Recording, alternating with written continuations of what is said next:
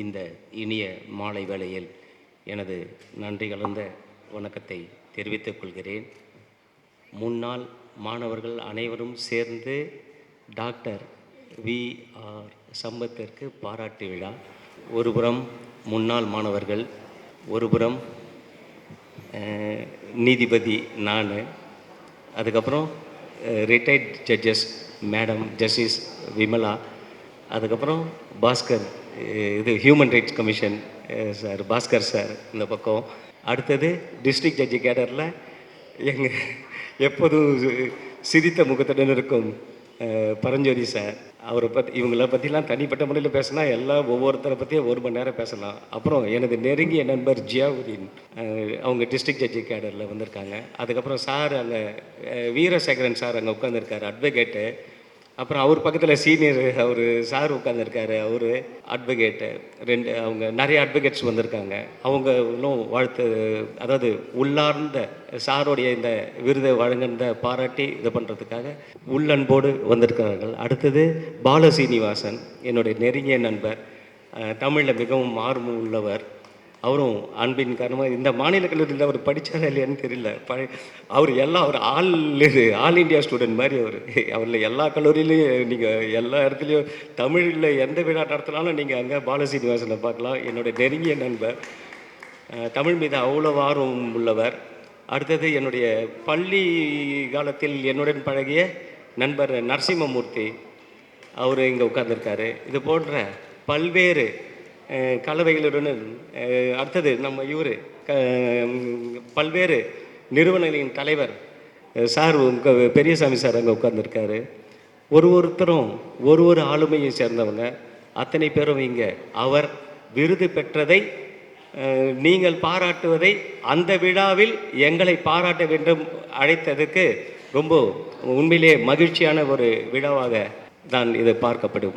அடுத்தது சம்பத் சார் என்ன பண்ணார், ஒரு 2 ஆண்டுகளுக்கு முன் ஒரு பெரிய இது நடத்தினார், ஒரு மீட்டிங். எங்கன்னா அம்பேத்கர் சட்டக்கல்லூரி இருக்குல்ல, இப்போ சட்ட பல்கலைக்கழகத்தில் அந்த மீட்டிங் எது தொடர்பானா வழக்காடு மொழி, அதாவது தமிழில் உயர்நீதிமன்றத்தில் தமிழை வழக்காடு மொழியாக கொண்டு வர வேண்டுவதற்கு நாம் என்னென்ன நடவடிக்கைகளை எடுக்க வேண்டும் என்பதற்காக அந்த விழாவை அவர் நடத்தினார். அப்போ இருந்த நீதிபதிகள் ஒரு 2 பேரை கூப்பிட்டுருந்தார். எனக்கு அப்போது அவர் மீது ஒரு வருத்தம், ஏன்டா சார் நம்மளை கூப்பிடல, நம்ம பேர் வேறு நக்கீரன் வச்சுருக்கோம், எப்படி சார் நம்மளை மறந்துட்டார் அப்படின்னு சொல்லிட்டு நான் என்னுடைய இந்த ஆதங்கத்தை நம்ம முத்துவேலை விட்டுட்டேன். அவர் லயோலாவில் எனக்கு சீனியர், 2 ஆண்டுகள் சீனியர். அவர் இந்த கல்லூரி மாணவர், அவர் எம்ஏ இங்கே பண்ணார். அவர்கிட்ட நான் சொன்னேன், நான் ஒருவேளை அந்த விழாவில் நாம் நக்கீரனை கூப்பிடலன்றதுக்காக இந்த விழாவில் வாழ்த்தி பேசுவதற்கான இந்த விழாவாக அமைந்ததில் உண்மையிலேயே நான் பெரு மகிழ்ச்சி அடைகிறேன். அந்த சட்டக்கதிரை அந்த புத்தகத்தை பார்த்தீங்கன்னா நீங்கள் அதில் ஃபஸ்ட்டு ஒரு தலையங்க எழுதுவாங்க. நீங்கள் அந்த தலையங்கத்தை படிச்சிங்கன்னா உண்மையிலேயே அது ஒரு சப்ஜெக்ட் தொடர்பாக இருக்கும். அது தமிழை பற்றியாக இருக்கும், இல்லை ஒரு நீதிமன்றங்களை பற்றியாக இருக்கும், இல்லை யாராவது ஒரு நீதி அரசர்களை பற்றிய ஒரு வாழ்த்துறையாக இருக்கும், இல்லை ஒரு தவறை சுட்டி காட்டுவதற்காக இருக்கும். அப்படிப்பட்ட ஒரு தலையங்கத்தை வரும் கதிர் தான் அவர் எழுதி வரும் சட்டக்கதிர்.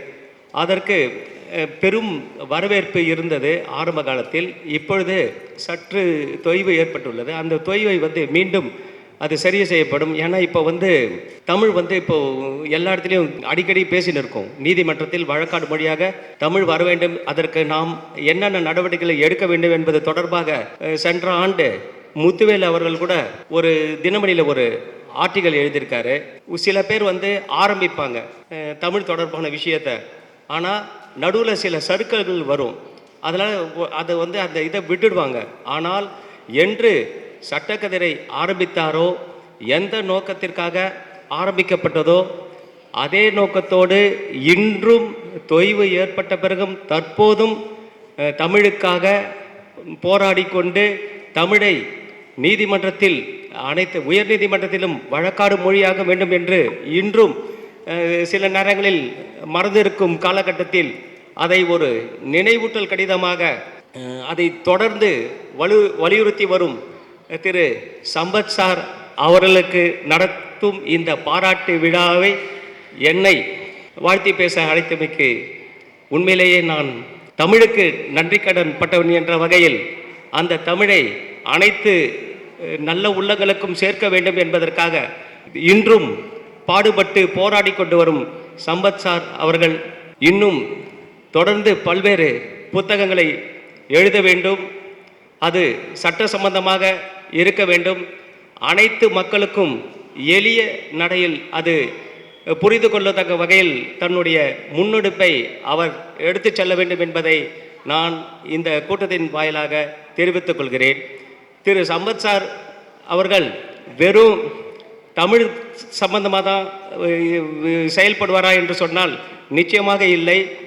ஏன்னா ஒரு 3 மாதங்களுக்கு முன்பு நமது விஐடி கல்லூரியின் சார்ந்த திரு ஜி விஸ்வநாதன் அவர்களுக்கு ஒரு பாராட்டு விழா. அப்பொழுது அவர் சொன்னார், நமது நாட்டில் அனைவரும் அரசியல் பேசிக்கொண்டு வருகிறார்கள், யாரும் பொருளாதாரத்தை பற்றி சிந்திப்பதில்லை. எப்பொழுது நம்ம நாடு பொருளாதாரத்தை பற்றி சிந்திக்க ஆரம்பிக்கிறோமோ அப்பொழுதுதான் நம் நாடு முன்னேற்ற பாதையில்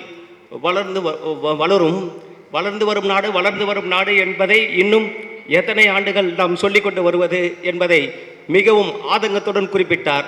அந்த பொருளாதார மாநாட்டை தமிழ்நாட்டில் நீங்க பார்த்தீங்கன்னா தெரியும், வருஷத்துக்கு ஒரு முறை பெரிய ஒரு இது எல்லாம் அது தமிழ் பொருளாதார மாநாடு நினைக்கிறேன், அதை சார் நடத்திட்டு வராரு. ஸோ ஒரு பக்கம் தமிழ் சிந்தனை, இன்னொரு பக்கம் பொருளாதார சிந்தனை. அந்த வகையில் அவர் இந்த தமிழுக்காகவும் இந்த நாட்டின் பொருளாதாரத்துக்காகவும் பாடுபட்டு வருவது உண்மையிலேயே நம் அனைவருக்கும் மகிழ்ச்சி அளிக்கக்கூடிய ஒரு விஷயமாகும். அப்படிப்பட்ட ஒருவருக்கு பாராட்டு விழாவை இந்த முன்னாள் மாணவர் சங்கம் ஏற்பாடு செய்திருப்பதில் என்னை பேச அழைத்தமைக்கு மிகவும் நான் மகிழ்ச்சி அடைகிறேன். எனக்கு மிக பெருமையாக இருக்கிறது. இந்த பெருமை அவருக்கு மட்டுமல்ல, நமக்கு மட்டுமல்ல, நம்ம தமிழ் சார்ந்த சமூகத்திற்கும் இது பெருமை என்பதை கூறிக்கொண்டு வாய்ப்பளித்தமைக்கு நன்றி கூறி விடைபெறுகிறேன். நன்றி, வணக்கம்.